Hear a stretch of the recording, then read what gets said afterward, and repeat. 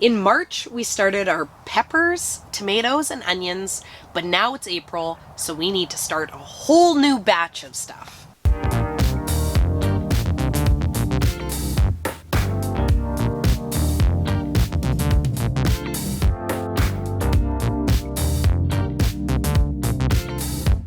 The short answer for what to do for seed starting in April is to start everything. Anything that you think that you want to get started, you can start it. And we've been doing a lot of that.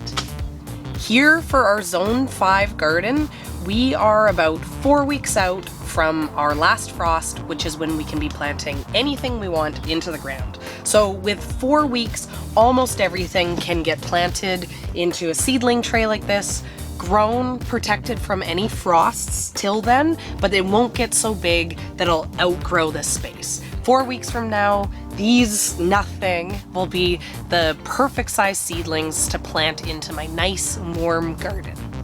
We have about 200 trays currently started. We have things like broccoli, cabbage, cauliflower, all of our flowers. Every single flower from seed we have started. Lettuces, bok choy, kohlrabi, on. I can't even remember. I've lost track of it. There's been so much seed starting. I've done it all.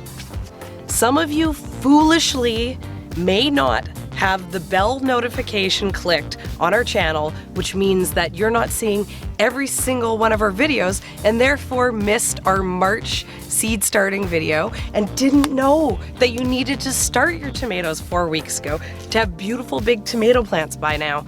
But don't worry, just make sure to click that bell notification to see all of our videos and start your tomatoes now. 4 weeks is gonna get you tomato plants as big as that other tray. This nothing, big beautiful plants in 4 weeks. You'll still be able to plant them in the ground. You'll still be able to get tomatoes this year.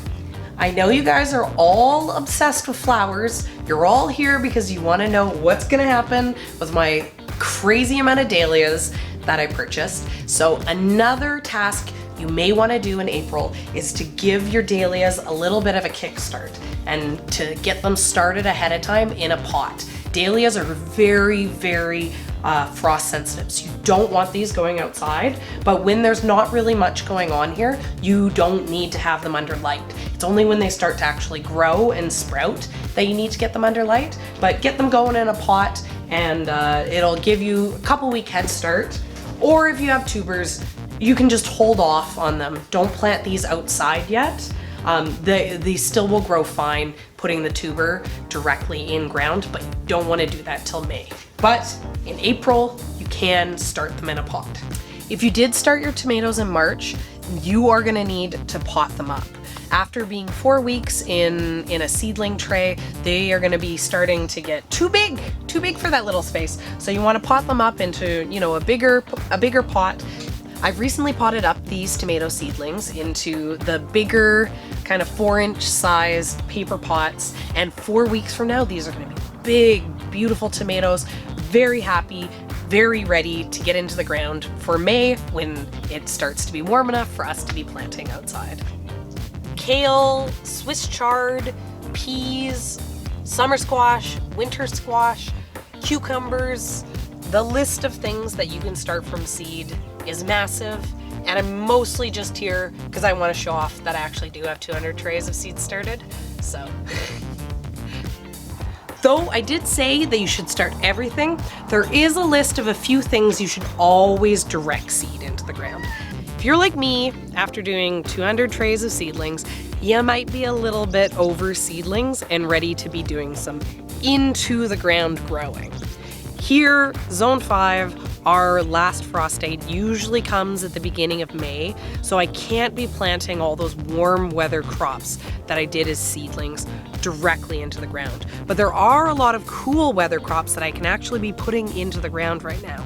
Those examples that you shouldn't be starting as seedlings, radishes, carrots, turnips, those are all things that I'm going to be planting this week directly into the ground. No extra seedling effort. Also on the list of things will be seeding directly into the ground in the next coming week is arugula, mustards, all those greens, you know, even at this point, lettuces, you can put them directly into ground. I tried bok choy, all those cool weather crops. Kale, I'd try direct seeded. There is a lot of things that can survive those colder temperatures and will germinate in the cooler soil temperatures that we currently have. You do want to check when your last frost date is before you start thinking about planting in the ground. I know I did say a lot of those crops can survive in the cooler temperatures, but you do kind of want to have that last frost date for context, and you also want to be checking your local weather. We here last night had -6 Celsius. That is a really hard freeze. I'd been holding off on planting because I don't want to see those really, really cold temperatures. The seeds just aren't gonna germinate when the soil is getting that cold. But the numbers that I'm working with are specific to where I am, specific to my weather, and your weather could be way, way warmer.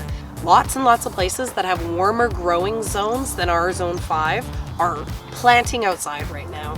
So make sure to Google your last frost date to get an idea of when you can plant warm weather crops outside.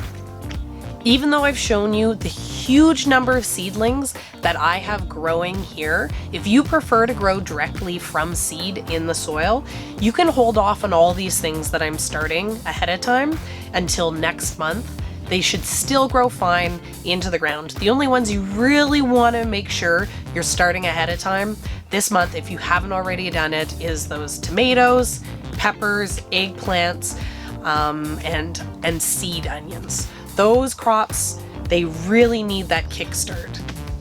It may feel still like a long ways off before we're all eating our fresh produce from our gardens again, but don't worry, it's gonna be here before we know it. If you get those radishes into the ground right now, radishes are so quick, we'll all be eating fresh radishes at the beginning of next month. And I'll see you guys next time.